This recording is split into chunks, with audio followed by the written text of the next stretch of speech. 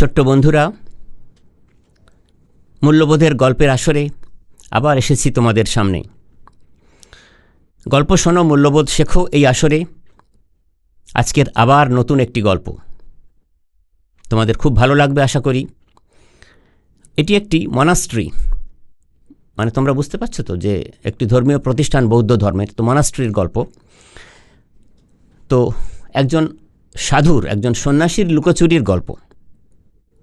তোমরা মন দিয়ে শোনো বন্ধুরা। হয়েছে কি না, মনাস্ট্রিতে অনেক কম বয়সীরা যারা দীক্ষিত হন তারা থাকেন, মানে 20, 22, 25 বছরের ছেলেরা। তো সেখানে প্রতিদিন রাত্রিবেলা সবাই ঘুমিয়ে পড়লে একজন সাধু, সে কম বয়সী, সবে দীক্ষা নিয়েছে, সে মনাস্ট্রির দেওয়াল টপকে রাত্রিবেলা বাইরে চলে যায়, হাঁটাহাঁটি করে, কী সব করে, তার যেন ভালো লাগে সেসব ঘুরে বেড়াতে, কিন্তু ওই রাতে। এবং তারপরে চুপি চুপি আবার ভোরবেলা নিজের সুবিধা মতো লুকিয়ে এসে আবার শুয়ে পড়ে। এটা করতে থাকে। কিন্তু ওই মনাস্ট্রির যিনি প্রধান সাধক, তিনি হঠাৎ একদিন বুঝতে পেরেছেন, দেখতে পেয়েছেন যে এই নতুন দীক্ষিত ছেলেটি এরকম করে রাত্রিবেলায়, রাত্রি 12টায়, রাত্রি 11টায় কাউকে না বলে সবাই যখন ঘুমিয়ে পড়েছে তখন সে লুকিয়ে পাঁচিল টপকে বাইরে চলে যায়। তো পরের দিন ছেলেটি, নতুন দীক্ষিত সেই মঙ্ক সন্ন্যাসী, সে এরকম রাত্রিবেলায় 11টার দিকে আবার বাইরে চলে গেছে। সে কি করতো, একটা মই নিয়ে আসতো। পাঁচিলটা তো খুব উঁচু, টপকে যেতে পারবে না, একটা বড় মই ছিল ভেতরে, সেই মইটা নিয়ে এসে মই বেয়ে টপকে চলে যেত, আবার চলে আসতো। তো সেদিন ওই প্রধান সন্ন্যাসী, ওই মনাস্ট্রির যিনি, তিনি তাকে ফলো করছিলেন, তিনি ঘুমাননি আর, কিন্তু সেটা উনি ওকে বুঝতে দেননি, অন্য কোথাও লুকিয়েছিলেন। তো ছেলেটি যখন মই বেয়ে পাঁচিল টপকে বাইরে চলে গেছে, উনি তখন এসে মইটা ওখান থেকে সরিয়ে নিয়েছেন। এবার 2-3 ঘন্টা পরে ওই নবীন সন্ন্যাসী যখন দীক্ষিত, নতুনভাবে দীক্ষিত সন্ন্যাসীটি যে বাইরে চলে গেছিল, সে ফিরে এসেছে, সে তো আর ভেতরে ঢুকতে পারছে না, মইটা তো তুলে, মই আর নেই সেখানে, দেখতে পাচ্ছে না।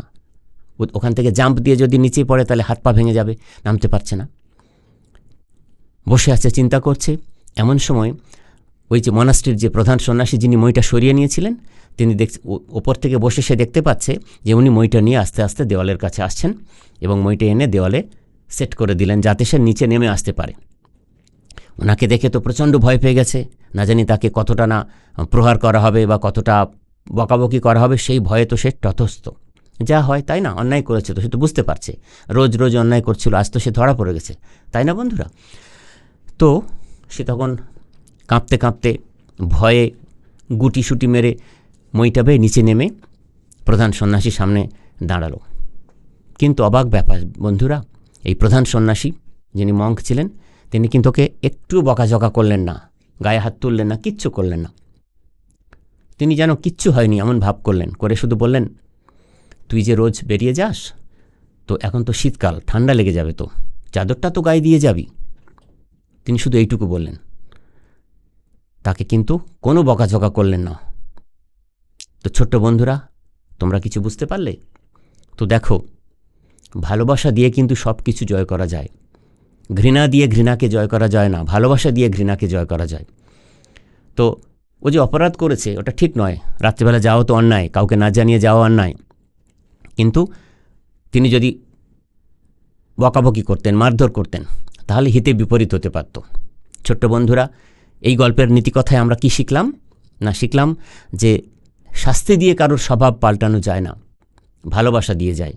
সেই জন্যে তোমরা যদিও ছোট, তোমরাও বাবা মায়ের আদর ভালোবাসা পেয়ে বড় হচ্ছ, স্কুলে সবার কাছে যেমনভাবে চাইছো, শিক্ষক মহাশয়দের, তাদের সঙ্গে তোমরা মিশছ, তো তোমরা একদিন বড় হবে। তো সেজন্যে কখনো অন্যকে শাস্তি দিয়ে কিছু পাল্টানোর চেষ্টা করবে না। তোমরা সহপাঠীদের মধ্যে অনেক ঘটনা ঘটে, অনেক মনোমালিন্য হয়, সেটাকে কেন্দ্র করে তোমরা পরস্পরকে শাস্তি দেওয়ার কথা ভাবো, ঝগড়াঝাটিতে লিপ্ত হও, এগুলো তার মানে কখনো করা চলবে না।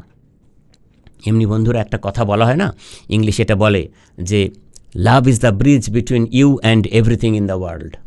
মানে বলছে, এই ভালোবাসা এমন একটা জিনিস, তোমার হৃদয়ে যদি থাকে তাহলে তোমার সাথে বাকি গোটা পৃথিবীর কিন্তু সম্পর্ক, সেতু বন্ধন গড়ে দেবে কিন্তু এই ভালোবাসা। তাহলে শাস্তি দিয়ে তাহলে কারোর স্বভাব পরিবর্তন করা যায় না। সেজন্য বলা হয় যে নিজের হৃদয়ে ভালোবাসায় ভরিয়ে রাখো। আর যদি তোমার হৃদয় ভালোবাসায় ভরে না থাকে তাহলে তোমার হৃদয়টা কেমন জানো বন্ধুরা? বলা হবে যে মানে সূর্যের আলো ঢোকে না এমন একটা বাগান যেখানে সব ফুল মরে গেছে।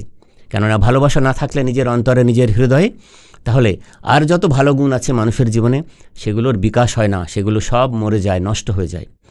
তো তোমরা তো অনেক বড় মানুষ হয়ে মাথা উঁচু করে সমাজে বাঁচতে চাও বন্ধুরা। সেজন্যে এই গল্প থেকে শিক্ষা নিতে হবে তোমাদের, আমাদের সবাইকে, ছোটদের বড়দের সবাইকে, যে আমরা ভালোবেসে অন্যের মন জয় করব, শাস্তি দিয়ে কারোর স্বভাব পাল্টানোর কখনো চেষ্টা করব না। তোমরাও তোমাদের ছাত্র জীবনে রয়েছো, স্কুল কলেজে কোথাও, এই যে আজকাল ছাত্রদের মধ্যে তো দেখা যায় যারা বড় কলেজে পড়ে, দেখে আমরা, শোনো না তোমরা ছোট্ট বন্ধুরা, যে সব র্যাগিং হয়, অত্যাচার হয়, একজন ছাত্র আর একজন ছাত্রকে করে, একজন ছাত্রী একজন ছাত্রীকে করে। এটা একদম অন্যায়, কখনো করা উচিত নয়। তোমরা অনেক ছোট, বুঝতে শিখছো, এই গল্পের মাধ্যমে তোমরা শিখে নিলে যে কারোর প্রতি বিদ্বেষ, ঘৃণা, রাগ পোষণ করতে নাই। ছোট্ট বন্ধুরা, এই সব শিখতে শিখতে তোমরা বড় হও, জীবনে অনেক সফল কাম হও। আবার পরের দিন নতুন গল্প নিয়ে তোমাদের সঙ্গে হাজির হব। আজকের মতো আসি বন্ধুরা।